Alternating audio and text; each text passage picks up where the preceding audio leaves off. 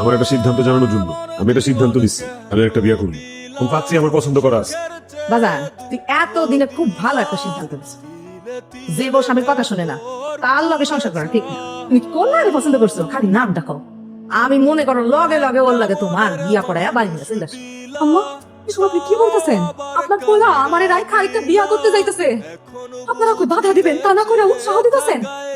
আরে যে আপনি আপনি কি ভুলে গেছেন আমার গর্ভে যে আপনার সন্তান? এই জন্যই তার একটা বিয়ে করবো। তোরে কতবার করে কইছি এই বাচ্চাটা রাখিস না রাখিস না রাখিস না, তুই আমার কথা শুনোস নাই। সেজন্য আমিও কারো কথা শুনুম না, আমার নিজের যেটা মন মর্জি আমি ওইটাই করবো। আমি একটা বিয়ে করবো। যত যাই হোক, আমি আপনার আরেকটা বিয়া করতে দিন। বৌমা এত ঝামেলা করো কেন তুমি?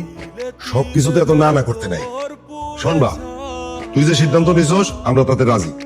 কালকে ওই মায়ের বাড়িতে যাবো, তোরে বিয়ে করাইয়া একবারে বউটা ঘরে আনবো।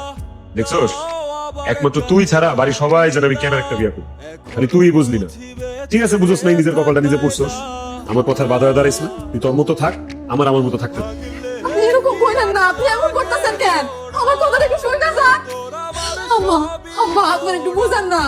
আম্মা আপনি চলে যাইতেছেন কেন? একটু বুঝান না তোমার ভাইরে। আপনি আমার এখানে ডাকছেন কেন? আর কি করবেন তাড়াতাড়ি করুন। তুমি তো জানো যে আবির আমার স্বামী, কিন্তু তুমি হয়তো এটা জানো না যে আমার গর্ভে আবিরের সন্তান। আর এই অবস্থায় আমি তোমার বিয়ে করতে চাইতেছি। তুমি আমার জীবন থেকে সরে যাও দয়া করে।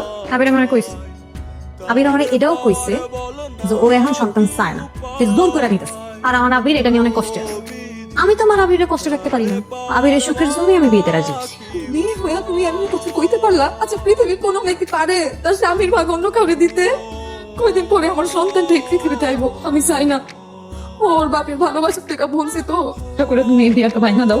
এই সন্তানের জন্যই তবে বিয়ে করতেছে, আর আপনি সেই সন্তানের দোহাই দিতেছেন। দোহাই দিয়ে আবার বিয়ে ভাঙতে কন? দেখেন, আবির আমার ভালোবাসে, আমি আবিরের ভালোবাসি। আপনি না আল্লাহ রাস্তাঙ্গ রাস্তা থেকে সরে যান। তোর এত বড় সাহস, তুই আবার হেনার কাছে গেছিলি, আর কান পরা দিতে গেছিলি? আমি কাউরে কান পড়া দিতে যাইনি, যেটা সত্যি আমি সেটাই কইছি। এই তোর সত্যি কথা কে কইতে গেছিস? নিজের সত্যবাদী জ্যোতিষ্ঠ ভাবস? হ্যাঁ, সত্যি কথা কইতে গেছিস? এই যখন কথা শুনতে কইছিলাম তখন তো কথা শুনোস নাই। কালকা যখন বিয়া করে বউ বানে ওর এদিকে নিয়ে আসুন, ওর সামনে দিয়ে বউ সেজা ঘুরে বেড়াইবো, আদর করুম সোহাগ করুম শুয়ে থাকুম, ওইটা দেখা তারপর বুঝবি কেমন লাগে। আপনার দিকে পায়ে ধরি, আপনার বাচ্চার কসম লাগে, আপনি এরকম কাম কইলেন না।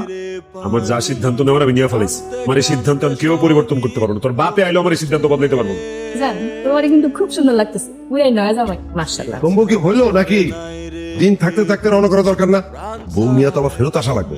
ও হা হা ভাইজান কইতেছি কি ভাবিরও আঙ্গুল লগে যাই একটা ঘরে কি করবো? এই বেশি বুঝিস না, ওই আমার সাথে গিয়ে কি করবো? আর কোনো কাম আছে এখানে? রাইট, আমার কথা রাইট। ওই আমার বিয়েতে যাই কি করবো? কোনো কাম আছে ওইখানে? বরং তোর কাম আছে বাড়িতে। এই কাম দিয়া যায়, সুন্দর করে আমার বাসরটা সাদা রাখবি।